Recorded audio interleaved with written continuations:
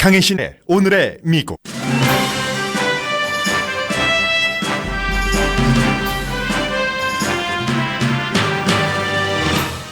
미국이 북한과 직접 대화에 나서라고 뉴욕타임스가 촉구했습니다. 지금 당장 국무장관급을 평양에 파견해 북한이 대화할 뜻이 있다는 전문가 진단을 확인부터 하라는 주장입니다. 북한의 핵 능력뿐 아니라 경제 능력도 확실히 좋아진다는 걸 미국이 주목합니다. 105층 높이 유경호텔 공개 등을 예로 듭니다. 해병대 장군 출신 백악관 새 비서실장은 취임하고 몇 시간 만에 전 비서실장을 몰아낸 공보국장을 해고했습니다. 새 비서실장이 대통령의 종횡무진도 막을 수 있을지가 관건입니다. 존 켈리 비서실장은 기강을 잡기 위해서라면서 대통령 사위를 포함한 모든 백악관 스텝이 자신을 통해 대통령에게 보고를 하도록 요구했고 받아들여졌습니다. 바른말하는 비서실장을 대통령이 언제까지 받아들일지도 지켜볼 이슈입니다. 대통령에게 버림받고 해고된 공보국장은 어제 점심과 저녁을 모두 트럼프 호텔에서 먹었습니다. 밥을 먹었다기보다는 자신을 노출시킨 것이며 목적은 대통령의 이해상충 이슈를 드러내기 위해서라는 지적도 있습니다. 트럼프 대통령이 아들에게 러시안 변호사 만난 사실에 대해 잘못 진술하라는 지시를 했다고 워싱턴 포스트가 보도했습니다. 대통령 자문단은 러시아 스캔들 수사팀이 대통령이 사실을 감추려는 직접 시도를 한 것으로 파악할지를 걱정합니다.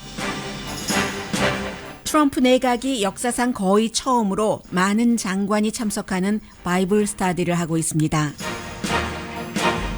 우리는 새로운 냉전으로 가고 있다. 워싱턴 포스트 사설입니다. 핏불과 함께 일하는 우편 배달부가 있습니다. 이웃을 돕기 위해 핏불을 선택했는데 이 핏불이 강아지 세계에서 작은 평화를 만들었다고 말합니다. 여러분 안녕하십니까? 오늘의 미국 강혜신입니다. 이제 미국은 더 이상은 북한의 여러 가지 움직임에 대해서 중국에 미룬다던가 아니면 뭔가 하는 듯 하다가 더 급한 이슈가 오면은 그 불부터 끄겠다고 그쪽으로 달려간다던가 하는 여유를 부릴 수가 없게 됐습니다. 이제 북한이 한 달 사이에 2번이나 미국에 다다를 수 있는 미사일 테스트에 성공을 했고 뿐만이 아니라 경제 발전도 주목할 만하다는 게 여기저기서 지금 뉴스로 보도되고 있습니다. 저만 하더라도 지난 그 일주일 한 열흘 사이에 미국의 여러 그 언론을 인용을 해서 북한의 그 경제 발전상을 전해드렸습니다.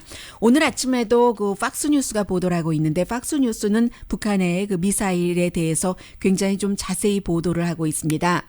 아무리 미국에서 여러 가지 형태로 경제 제재를 하더라도 북한의 그 경제 상황은 굉장히 좋아진다는 거죠. 뭐 4월 달에 뭐 70층짜리 그 주거 공간을 오픈을 했고 뿐만이 아니라 뭐 국제공항, 과학 테크놀로지를 바탕으로 한요. 여러 가지 그리고 이번에 뭐 로스앤젤레스는 물론 시카고까지 다다를 수도 있다고 많은 전문가들이 보고 있는 대륙간 장거리 탄도탄 미사일 발사를 하기 하루 전날 유경 호텔을 개방한 것을 오늘 아침 그 팍스뉴스도 보도를 하고 있습니다. 세계 그 최고층 사람 없는 건물입니다. 아직까지는 그 입주자를 받아들이지 않고 있기 때문에요. 105층이나 되면은 얼마나 높은지는 뭐 당연히 짐작이 되고요. 특히 이제 로스앤젤레스처럼 지진 염려가 있어서 최근까지 뭐 높이를 제한했었던 지역에 살고 있는 사람이라면 105층짜리 건물은 보지도 못했습니다. 그게 이제 이렇게 그 피라미드 형식으로 돼 있고 미국 사람도 팍스뉴스를 통해서 전부 보고 있습니다. 가운데는 이제 양쪽에 탁 그 올라가는 그 길이 있는데 피라미드형이고요. 그러니까 쭉 올라가게 되겠죠. 걸어서 가는 길은 그 가운데에 로켓 맹주국 이렇게 빨간 색깔 글자로 써 있습니다. 그래서 뭐 피라미드 형식으로 볼 수도 있지만 뭐 여러 가지 그 로켓을 상징하는 것으로 보고 있는 사람들도 있고 그 호텔을 개방한 날짜가 정전협정 체결일 그 7일이었었죠. 7월 27일이었습니다.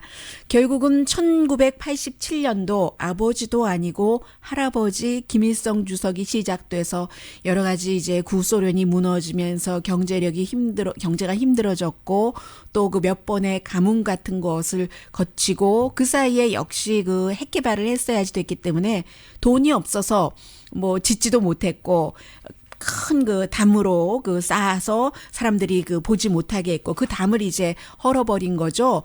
북한의 어떠한 그 수치라고도 계속 그 서구 세계에서 보도를 했었던 이 건물이 개방이 된 겁니다.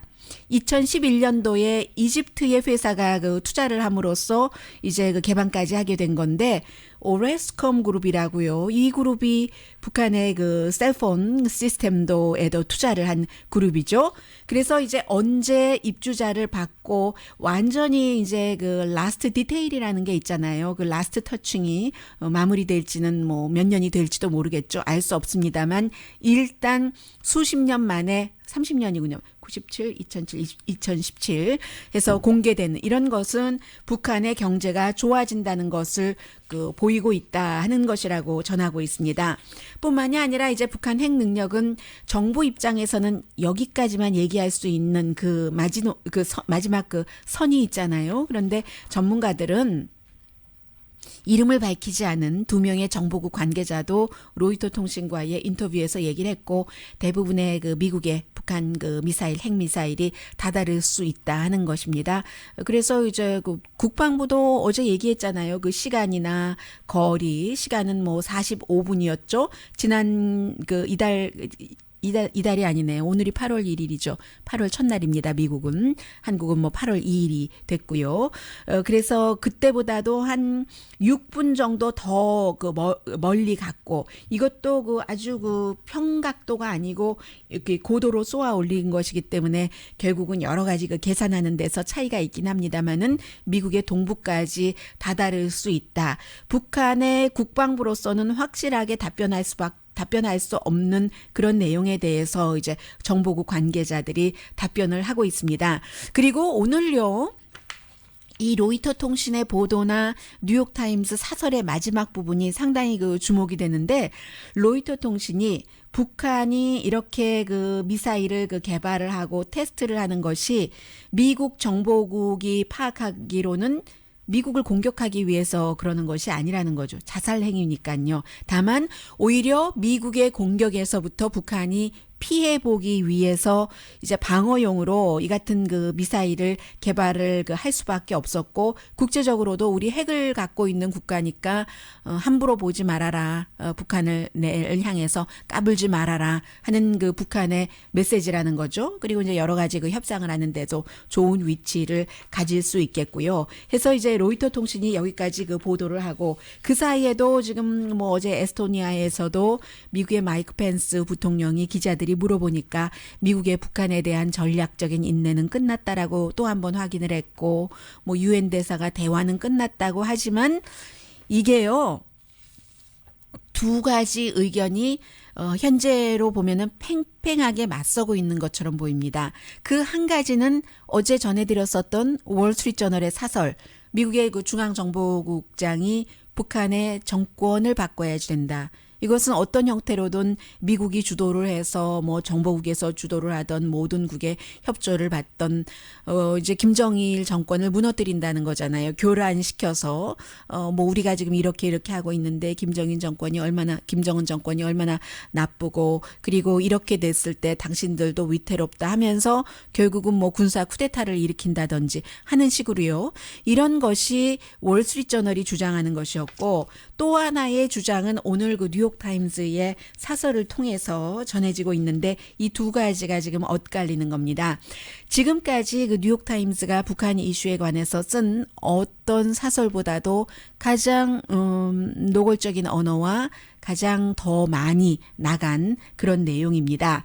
그래서 북한의 오늘 사진도 보면은요, 전화기가 그려져 있어요. 예전에 그 수화기가 있는 검은색 전화기인데, 전화기가 있는데, 그 전화기의 수화기는 이제 그 미사일, 미사일 모양이거든요. 그러니까 이제 두 가지가 공존을 하는데 전화기라는 것은 외교를 상징하는 것 아니겠어요? 수화기의 미사일은 이제 그 북한의 군사력이라든가 여러 가지 군사력을 상징하는 것인데 미사일 그 하나보다는 수화기가 훨씬 그 지금 그 큽니다. 뉴욕타임즈가 그린 그 사진은 그렇습니다. 그림은 그렇습니다. 그래서 도널드 트럼프 미국 대통령의 이 북한 핵 위협에 대해서 지금까지 7개월 동안 접근해 온 방식이 실패하고 있다는 것을 스스로 시인하고 있다. 첫 문장입니다. 모든 책임을 중국에 미루고 북한은 좀 핵 좀 포기하려고 했더니 말만 하고 왜 하지 않느냐. 드디어 이제 지난 금요일에는 실망했다. 중국이 하는 것에 대해서 트윗을 했잖아요. 지금 그 북한은 뭐 21개의 핵무기와 그 미사일을 갖고 있는데 트럼프 대통령 책임을 다른 곳으로 미루는 이 블레임 게임을 하고 있는 동안에 처음으로 미국의 그 내륙까지 확실하게 북한 미사일 공격, 그 미사일이 다다를 수 있다는 단계까지 와서 미국이 이제는 가만히 있을 수 없다고 사설에서 쓰고 있습니다. 트럼프 대통령은 1월 초에 아니 그 북한의 미사일이 미국에 다다르는 일 그런 일은 없을 것이다 라고 자신 있게 말했는데 그런데 그런 일이 이달이 아니라 지난달에 7월 달에 두 번이나 일어났다는 거죠. 북한 핵 능력에 대해선 이런저런 계산과 확신 서로 다른 의견이 있지만 지금 미국과 동맹국 한국, 일본이 큰 위협에 처해 있고 이 그 위협은 테스트와 전환점을 못 찾으면은 더 커진다고 선언을 합니다. 빌 클린턴 전 대통령이 노스코리아와 협상을 하면서 8년 동안 이제 그 핵 무기 개발 등에 대해서는 휴전을 했었던 적이 있죠. 북한이 동결했죠. 플루토늄 같은 것. 그런데 후임자인 조지 부시 대통령이 와서 그 빌 클린턴이 해놓은 일이 아주 그 마음에 들지 않아서 싫어해서 그 조약에서 떨어져서 뭐 경수로 지원도 하지 않고 했잖아요. 많은 사람들이 그 북한이 약속을 지키지 않는다, 추링했다, 속였다 하고 얘기를 하는데 미국도 약속을 지키지 않은 부분이 분명히 있습니다. 그리고는 그 버락 오바마 대통령은 새로운 협상을 하려고 시도는 했었어요. 그런데 이제 한국 정부와 입장도 다르기도 하고 다른 일도 많이 터지고 하니까 포기했다고 뉴욕타임즈의 설명은 그렇습니다. 중국이 할 수 있는 일, 해야 하는 일에 대해서는 사실 큰 변화가 없다는 것을 인식하자고 말합니다. 평양이 강한 핵무기를 갖는 것을 중국도 원치 않지만 중국이 더 두려워하는 것은 항상 북한이 붕괴돼서 미국의 동맹국인 남한의 파워가 강해지는 것이라고 얘기를 하고 있죠. 중국에 대한 그 역할 기대, 중국을 압박하는 것은 지속해야지 되겠지만 그게 다가 아니고 그게 답이 아니라고 여기서 선언을 합니다. 이 사태, 북한의 핵 힘 이런 것을 풀어보는 사태는 대리 해결로는 안 됩니다. 플락시로서는 이 크라이시스를 해결할 수 없다고 뉴욕타임즈가 얘기를 하면서 직접 나서야지 됩니다. 그것도 곧. 긴장은 이미 강하고 또 이제 이달 8월 달에 한미 그 합동 군사 훈련이 있잖아요. 그러면 더 강해질 수 있다는 거죠. 북한은 지금 한미 군사 합동 훈련을 항상 북한을 전복시키기 위한 그런 그 훈련으로 보고 있기 때문에 그래서 직접 북한과 대화하는 이 핵 문제를 푸는 개입을 미국이 시작해야지 된다는 겁니다. 물론 일단은 그 미스터 트럼프가 북한에 대해서 강하게 경고를 하고 그리고 렉스 틸러슨 국무장관이나 그에 해당되는 고위급 인사를 평양에 보내서 협상이 가능한지를 타진부터 해야지 된다고 주장을 합니다. 5월 달에 트럼프 대통령이 조건이 맞으면 긴장을 줄이기 위해서 북한 리더 김정은과 만날 수도 있다고 말을 했는데 지금 이제 이 시점이 이제 왔다는 거죠. 그래서 주요 그 외교 그 프로젝트 중국, 뭐 러시아, 미국 핵 관계자도 북한이 핵 동결을 하면서 또 미사일 테스트도 동결하면서 한미 군사 합동 훈련을 제한하는 제한하거나 일단 그 중단을 하는 이런 것을 많은 그 전문가들이 지금 이제 서제스트 제안을 하고 있다고 하면서 지금 트럼프 대통령의 백악관이 무척 혼란스럽잖아요. 그렇게 혼란스럽고 그리고 렉스 틸러슨의 국무부가 얼마나 약해요? 처음에 뭐 중동이다, 이스라엘이다, 뭐 멕시코다, 캐나다다 전부 그 많은 일거리를 사위에게 아무런 경험도 없는, 물론 렉스 틸러슨 국무장관도 이런 외교 경험 없지만 그런 사위에게 맡겨두고 나서 국무장관이 아니 누가 지금 국무장관이냐 하는 말을 할 정도로 약한 국무부이기 때문에 앞서 뉴욕타임스가 지적한 이런 아이디어에 대해서 지금 백악관과 국무부가 어떤 포지션인지 또 조리 있게 협상을 할 전략이 있는지 확실하지 않지만 그렇지만 아무튼 해야지 된다는 거죠. 행정부가 지금까지 얘기하고 있는 북한이 미국과 대화를 하기를 원하면 분명하게 핵부터 모든 것을 다 포기해라. 이렇게 얘기를 하고 있는데 그것은 현실성이 없다고 선언을 합니다. 미국 신문이. 북한 프로그램이 너무 발전을 했고 핵 프로그램이요. 그리고 그 북한의 리더십은 믿을 만한 주체가 아니기 때문에 어떤 뭐 약속을 하고 언약을 받아놓고 대화하자 이건처럼 비현실적인 것이 어디 있겠는가. 대화는 더 강하게 얘기합니다. 조건 없이 시작돼야지 됩니다. 가장 또 지금 극박한 것은 지금 그 북한의 핵 프로그램이 더 발전하지 못하도록 막는 겁니다. 그러니까 뭐 핵을 어느 정도 인정하자는 것으로 거의 지금 쏠리고 있습니다. 그러면 중요한 것은 맨 마지막 문장이에요. 북한이 미국과 대화하는 것에 흥미가 있는가?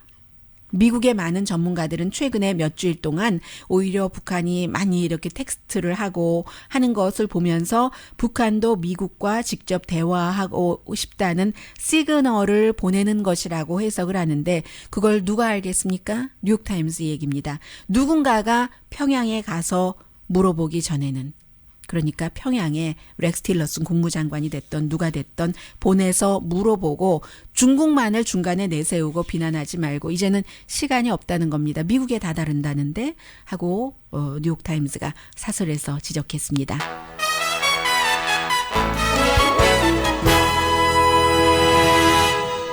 로이터 통신은 통신이기도 하기 때문에 비교적 굉장히 중도라고 할까요? 중요한 이슈에 있어서 그런 입장을 보입니다. 그래서 이제 사진 같은 것도 중국이라든가 다른 나라 공산국가가 됐던 독재국가가 국가 차원에서 배포하는 사진을 그대로 쓰지 않죠. 왜냐하면 그런 것들이 조작됐을 수 있다고 믿기 때문에 그런 로이터 통신도 오늘 많은 전문가의 말을 인용을 해서 북한이 미국과 대화할 뜻이 있다고 하고 이제 그 뉴욕타임스도 어느 정도 인정하면서 가서 물어보고 대화하자라고 얘기하는 시점까지 왔습니다. 그런데 뉴욕타임스 지적대로 백악관이 워낙에 혼란스러워서요. 굉장히 강한 비서실장이 와서 기강을 막 첫날부터 보여줬습니다. 잡는 것을. 그런데 문제는 항상 그 트럼프 대통령이잖아요. 그 여러 가지 이슈들 전해드립니다. 라디오 서울방송 오늘의 미국 듣고 계십니다. 워싱턴 포스트가 보도하고 오늘 미국의 모든 언론들이 인용해서 전하는 이 내용은 그 사실 자체는 아주 간단합니다. 트럼프 대통령이 아들에게 러시안 변호사 만난 것에 대해서 잘못 진술하라고 직접 지시를 했다. 이게 7월 8일이었거든요. G20 정상회담을 끝내고 집으로 돌아오던 중에 백악관으로요. 에어포스 1에서 아들이 이제 그 변호사 만났을 것이 러시안 변호사 만난 게 뭐 힐러리 클린턴 뭐 떨어뜨리기 위해서 중요한 정보가 있다. 뭐 나중에는 그렇게 밝혔잖아요. 근데 처음에는 러시안 그 입양, 러시안 아이들 입양 여기에 관해서 얘기했다는데 그 부분이 아버지가 그렇게 말하라고 해서 아들이 그랬다는 겁니다. 원래 그 아들과 그 변호팀 그 주변 사람들은 이 어차피 그 뉴욕타임스가 보도를 할 것이기 때문에 우리가 그 털어놓는 것이 낫다라고 판단을 했는데 아버지가 지시를 하니까 할 수 없이 그렇게 할 수밖에 없었다는 거예요. 이게 뉴욕타임스가 보도하기 전에 했었던 것이거든요. 그래서 팩트 자체는 이겁니다. 오늘 워싱턴 포스트도 기사가 굉장히 길어요. 그런데 이제 그 대통령 자체는 일단 뭐 본인이 잘못한 게 없으니까 이게 범죄냐 아니냐. 대통령이 잘못 진술하라고 아들에게 지시한 것 자체가 범죄가 성립되는 조건은 아니랍니다. 전문가들이 그 워싱턴 포스트와의 인터뷰에서 얘기를 했어요. 그러나 뭔가를 감추려고 하는 것인가라는 의심은 살만하고 이게 이제 뭐 특별검사나 의회 조사로 연결될 수는 있는 것이고요. 대통령은 내가 잘못한 게 없는데 뭐 어때? 지금 뭐 이런 그 반응이랍니다. 대통령은 그렇지만 대통령 자문들은 굉장히 염려한다는 거죠. 현재는 이 정도이지만 이게 그 정치적으로 법적으로 대통령을 조금 위험에 처하게 할 수 있고 그리고 대통령도 처음에는 그렇게 지시하는 것을 별로 뭐 심각한 문제라고 생각하지 않았는데 뉴욕타임스가 보도하고 나서 이제 여기저기서 이제 사람이 많으니까요. 뭐 9명인가 8명인가 그렇잖아요. 모임에 있었던 사람이 입이 몇 개예요. 그 입 한 개에서 또 그 입 가지가 얼마나 많이 퍼졌겠어요. 그러니까 점점 나오니까 그 다음에는 이제 아들도 정정하고 그런 게 있었다 이렇다 뭐 이렇게 나온 것이고요. 그리고 이제 또 한 가지는 이 기사에서 지적하는 것 가운데 하나가 트럼프 대통령이 스스로 변호사 역할도 하고 전략가, 홍보 담당자 모든 역할을 하면서 자문들이 그 분야의 전문가들이 얘기하고 있는 권고를 무시하는 것 이것이고요.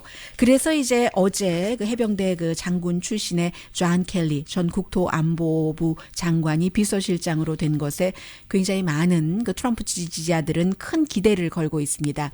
이로써 백악관의 혼란은 끝날 것이다 하는 호프죠. 희망을 걸고 있는데 정돈 시작, 혼란 끝 이렇게 표현들을 하고 있는데 또 한편에서는 어제 그 월스트리트저널 사설을 소개해드린 것처럼 문제는 대통령이지 비서실장이 아니다라고 생각하는 사람들도 여전합니다.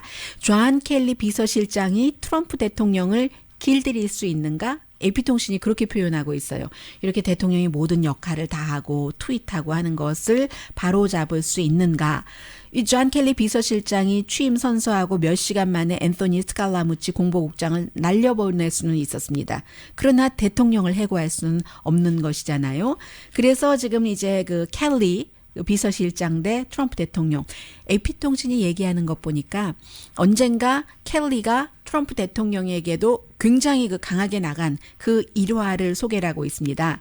존 켈리가 국토안보부 장관이었을 때 대통령 집무실에 사람들이 많이 앉아 있었대요. 그때 이제 국토안보부 장관이 뭐 이민에 관해서 얘기하던 그런 도중이었답니다. 이민에 관해서 굉장히 이 사람도 강한 입장이지만 존 켈리나 제임스 마티스 국방장관은 트럼프 대통령이 그 이민 행정명령 발효하고 할 때 미국에 합법적으로 들어올 수 있는 사람들도 있다. 이슬람 국가 출신이지만 이런 얘기를 했고 또 하나는 이 국토안보부 장관은 대통령이 이민자들, 일반 이민자들 추방하는 것이요. 그런 것을 군사작전이라고 표현을 처음에 했었잖아요. 그렇게 한다고 할 때 미국은 군대를 이민법 집행에 동원하지 않습니다. 본인이 뭐 이라크에도 3번이나 갔었던 그 해병대 그 장군이기 때문에 너무 잘 알잖아요. 그렇게 얘기를 했고 제임스 마티스 이제 그 국방장관도 트럼프 이민 행정의 명령에 대해서 반대하는 부분들이 있었는데 이런 부분에 대해서 많은 사람들과 얘기를 하다가요.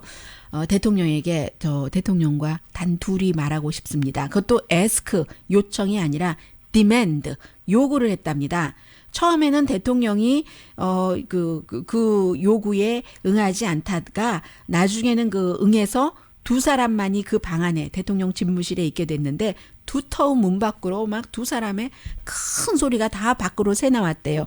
얼마나 존 켈리라는 국토안보부 장관이 그 당시에는 대통령과 동등하게 자신의 주장을 폈으면 그렇게 큰 소리가 나왔는가 하는 것이고요. 뭐 나중에는 이제 그가 한 말을 대통령이 좀 받아들였는가 봅니다. 이게 이제 새로운 그 비서실장 존 켈리의 그 성품인 것이죠. 성품인 것. 그런데 이제 이 사람이 또 그 권위 자체는 굉장히 그 존중을 하는 사람이에요. 다만 어떠한 자신의 확신이 있을 때 군 통수권자라도 두려워하지 않고 모든 말을 한다는 거죠. 그래서 이제 문제는 이게 그 전형적인 대통령일 때는 끝까지 그 통할 수가 있는데 지금 백악관에서 많은 스태프들이 얘기하기를 지금 이제 그 비서실장이 모든 스티브 배넌 수석 전략가를 포함해서 대통령 사위까지 대통령에게 직접 보고하지 말고 나를 통해라 하고 이제 지금 그게 아마 그렇게 정리가 됐는가 봅니다. 그런데 백악관에서는요, 결국은 두 사람이 크게 충돌하고 말 것이다. 시간 문제다. 대통령과 비서실장이 이렇게 얘기를 하고 있어요. 대통령이 이제 그 비판하는 것 좀 싫어하고 또 누군가에게 포커스가 가면 그 사람 금방 이제 좀 싫어하는 경향이 있잖아요. 그래서 이런 얘기가 나오고 있고, 글쎄요, 켈리 비서실장이 들어갔어도 계속 이런 내용이 새어 나오잖아요. 백악관의 리킹은 계속되는 것 같습니다. 그리고 이제 그 켈리 비서실장이 몇 시간 만에 그 해고를 해버린 그 스카라무치, 그 앤서니 스카라무치에 대해서는 모든 언론이 열하루밖에 대통령 공보국장 못했지만 너무 많은 일을 그 스토리를 남긴 사람하고 정리를 하고 있습니다. 첫날 대통령 공보국장이 되고 대통령에게 충성하겠습니다. 뭐 대통령을 사랑합니다라고 얘기를 몇 번이나 하고 첫 무대에서 두 번째 날은 트윗, 과거에 힐러리 클린턴을 지지했었던 거 총기 규제를 해야지 된다. 트윗을 쫙 그 제거를 했어요. 그리고 또 이제 텔레비전에 나와서 일요일 날은 이슈를 얘기하는 게 아니라 대통령, 저는 당신을 위해서 일합니다. CNN을 보고 예르기를 했고, 둘째 아들이 그 탄생한 그날은 둘째 아들 그 탄생하는 그 자리에 있지 않고 대통령 그 보이스카우트 그 잼버리 연설하는데 동행을 했습니다. 그리고 사실은 이 부인이 둘째 아들 임신했을 때 이미 그 이혼을 그 요구를 해서 지금 그 소송 중이기도 합니다. 그리고 나서 모든 사람 다 해고할 거야. 한 명씩 한 명씩. 그리고 대통령에게 보고할 거야. 이 비서실장 이제 프리버스가 해고되기 전에요. 프리버스가 당신을 그 이게 아주 해가 되는 캠페인을 할지도 몰라 하고 뭐 이런 식으로 했었던 또 그런 내용을 또 막 욕하면서 수석 전략가도 그렇게 그 이제 뉴요커의 기자에게 전화 통화해서 얘기했고, 뉴요커의 기자는 오프 더 레코드가 아니었다라고 얘기를 하면서 그 내용을 다 이제 그 공개를 했잖아요. 기사로 썼잖아요. 그리고 내가 비서실장이 다 그 리킹하는 거 책임 있어 했는데 나중에 알고 보니까 본인에 관한 돈 버는 것에 관한 것 비서실장이 세워나가게 한 게 아니라 그게 이제 공개 정보였었던 거죠. 그런 다음에는 또 내가 기자를 이제 다시는 믿나 봐라 하고 그 트윗하고 프리버스를 해고할 거야. 해고가 되긴 됐어요. 그런데 본인도 며칠 안 돼서 결국은 그 후임 비서실장에 의해서 이제 해고가 된 이런 것들. 그리고 나서는요, 어제 본인은 이제 그 처음에는 백악관에서도 새로운 그 도화지에 비서실장이 그림 그릴 수 있도록 하기 위해서 사임한다 했는데 사임은 무슨 사임이요? 해고된 거죠. 새로운 비서실장에 의해서. 그런데 어떤 언론들은 대통령이 버려버렸다. 덤프드 해버렸다. 그러니까 비서실장이 파이어드 한 게 아니라 대통령이 덤프드 해버렸다라고 표현을 하는데 디스온도 아니고요.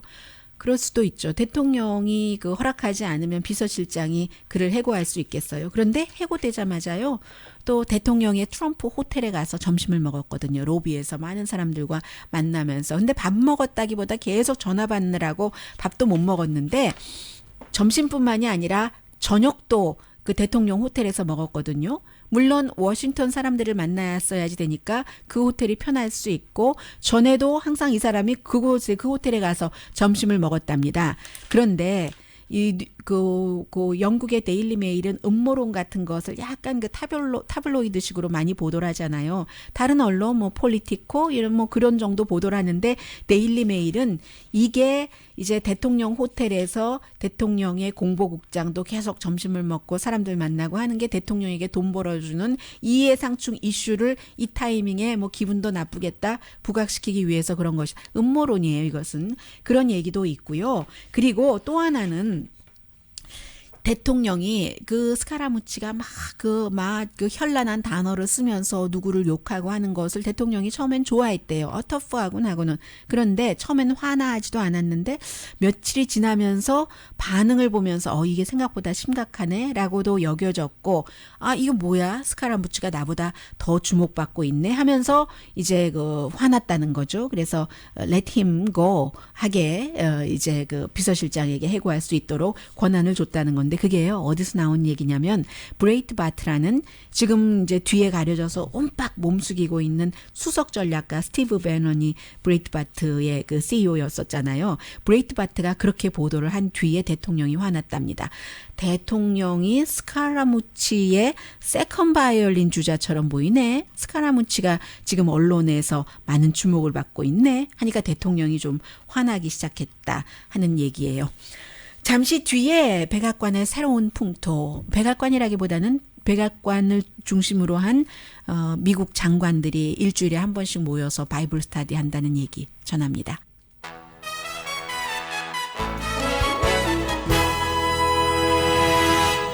라디오 서울 방송 오늘의 미국 듣고 계십니다. 네, 미국의 이제 의회에 상원, 하원 다 뭐 조창기도도 있고 백악관에서도 조창기도를 합니다.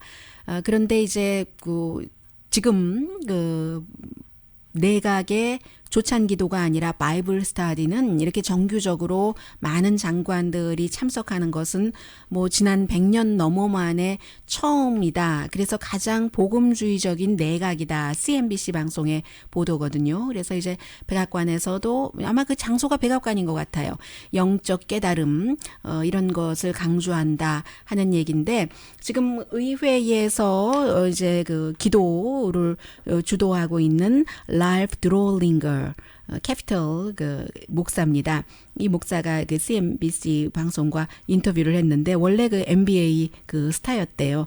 그랬다가 이제 콜링 받아서 이렇게 그 목사가 됐는데 미국 40개 주 의회의 바이블 스터디를 만들었고 외국의 그 의사당에도 역시 그 같은 일을 하고 있는데 지금 미국 상원 하원에서도 물론 그 하고 있고요. 장관들의 일주일에 한 번 모이는 바이블 스터디에는 보건복지부 탐 프라이스 장관, 에너지 릭 페리 장관, 또 그 교육부 그 베시 드보스 장관, 농림부 장관이요 써니 펄듀, 그리고 CIA의 마이크 폼페오 국장들이 정규적으로 늘 그 참석을 하고 있고요. 대통령에게도 그 매주 이 목사가 만든 말하자면 이제 그 티칭 그 가이드라인이라고 할까요? 그런 것은 보낸답니다. 그리고 그 법무장관도 이제 그 스케줄에 그 바이블 스터디에 나오기는 하는데 장관들이기 때문에 이게 시간이 정해져 있으니까 그 빠질 수도 있고 빠지지 않을 수도 있고 앞서 말씀드린 그 4명의 장관과 CIA 국장은 지금까지 정규적으로 나가고 있고요. 또 미국 행정부에서 복음주의 하면은 부통령이 가장 대표적인 사람이잖아요. 마이크 펜스도 이제 곧 여기에 이 스터디에 조인을 한다고 합니다. 물론 부통령도 뭐 해외 출장도 있고 하니까 그런 것에 맞춰서요. 그래서 이제 지금 이 장관들이 일주일에 한 번 바이블 스터디 한다는 게 참 힘든 일이죠. 주도하고 있는 목사는 마이크 펜스를 그 성경에 뭐 다니엘이라든가 요셉이라든가 이런 인물들의 비유를 하고 있는데 왜냐하면 항상 그 어떠한 그 조직에서 그 넘버 2 포지션을 가져왔었기 때문에 그 마이크 펜스 그 부통령은 저쪽 에스토니아에 가서도 처음에 연설하기 시작할 때도 대통령이 이렇게 훌륭하고 뭐 이렇게 시작을 하잖아요. 아주 그것이 이 사람이 그 계속 지키는 어떠한 그 첫 번째로 두는 것 같습니다. 그런 것이요. 그리고 트럼프 대통령도 이제 시간 봐서 나온다고 하는데 트럼프 대통령을 이 목사는 그 성서적으로 굉장히 그 강한 사람, 그 스트롱맨, 그 삼손에 비유를 하고 있습니다. 어쨌든 이런 것은 그 뭔가 그 대통령과 부통령이 원해서 하는 그 일이기 때문에 국민들에게 보여주고 싶은 것일 수도 있다라고도 말씀드릴 수 있고요. 네.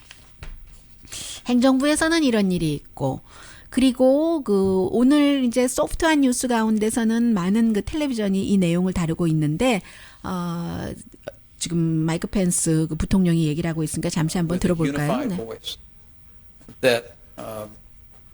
That those matters that the president spoke about so eloquently in Warsaw, about Russian destabilizing activities, about Russia's efforts to support 네, 헝가리 수도에서 그 대통령이 얘기했었던 그 선언문과 같은 러시아가 좀 잘못하고 있는 것 같다. 우크라이나 침공, 뭐 합병 이런 등등해서 그래서 결국은 러시아에 대한 제재를 미국 대통령과 의회가 다 강하게 뒷받침하고 있다. 대통령은 기꺼이는 아니에요. 의회는 기꺼이죠. 관련 뉴스는 이제 잠시 뒤에 워싱턴 포스트가 오늘 사설을 실었기 때문에요. 그 사설이 우리는 냉전으로 가고 있다는 것이기 때문에 전해드리겠습니다. 소프트한 뉴스는요. UPS의 운전자가 미국이니까 이게 가능한 거죠. 강아지를 데리고 친구 삼아서 우편 배달을 하고 있는데 그 강아지가 핏불이에요. 근데 그 UPS 직원은 KT 그 뉴하우서라는 여성이거든요. 원래 이제 늘 우편 배달을 하다가 어떤 사람을 알게 됐는데 그 사람이 강아지 주인이었어요. 레오라는 강아지였는데 그 강아지가 좋아하더래요. 그래서 이제 UPS 트럭을 보면은 껑충껑충 뛰고 뒤에 가서 보고 트럭 좋아한 건 아닌가요? 그렇게 보고 해서 그러다가 지난 가을에 핏불 주인이 숨져서 그 핏불 주인 아들에게 내가 좀 봐주면 어떻겠니? 너무 이제 그 아버지 잃은 것도 정리해야 될 것이 많아서 그렇게 얘기를 했대요. 그런데 미국 사람들이 좀 꼼꼼하잖아요. 핏불이기 때문에 해병대 그 훈련을 받게 하고 해서 핏불이 이 그 UPS 우편 배달부 그 뉴하우서 씨의 강아지 2마리와 잘 지내게 되자 숨진 그 핏불 주인의 아들이 그러면 당신이 키우십시오 허락을 했답니다. 그래서 이제 이 사람은 사실 가족이 힘들 때 돕고 싶은 헬핑 핸드를 준 건데 이렇게 돼서 막상 이 우편 배달부도 집에 2마리의 강아지가 있었대요. 원래 이 2마리 강아지는 늘 서로 보면 으르렁거리고 사이가 안 좋고 했는데 핏불이 들어오고 나서 이 2마리의 강아지들이 사이가 3마리가 다 좋아진 거죠. 뭐 새로운 프레쉬 에어가 들어가고 나서 오늘 미국 언론들이 재미있게 보도하고 있습니다.